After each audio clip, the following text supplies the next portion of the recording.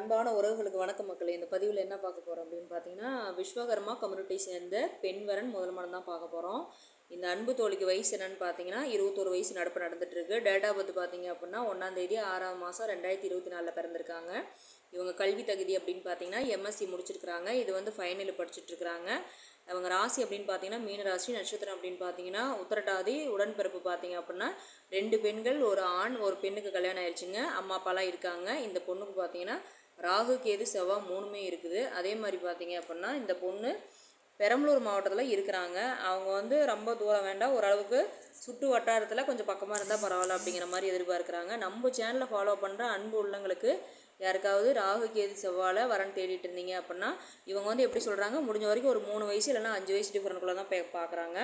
இப்போ இந்த பொண்ணு பார்த்தீங்க அப்படின்னா எப்படி இருக்குது அப்படின்னு பார்த்தீங்கன்னா ஸ்லிம்மாக நல்லா அழகாக நல்லா கலராக நல்லா தேவதை மாதிரியே இருக்காங்க. ஏன்னா இந்த பொண்ணை கல்யாணம் பண்ணிக்க போகிறோம், கண்டிப்பாக கொடுத்து தான் வச்சுருக்கணும். ஏன்னா அந்த மாதிரி இந்த பொண்ணு நல்லா அழகாகவே இருக்காங்க. அது இல்லாமல் பார்த்தீங்க அப்படின்னா ஒரு சிலர் நல்லா கலராக இருக்கணும்னு ஆசைப்படுவாங்க. அதுக்கு தகுந்த மாதிரி அந்த பொண்ணு இருக்காங்க. இவங்க பார்த்தீங்க அப்படின்னா வசதி கொஞ்சம் குறைவு அப்படிங்கிறனால ஓரளவுக்கு அவங்க சக்திக்கு தகுந்த மாதிரி ஓரளவுக்கு சீர்வரிசை செய்வாங்க.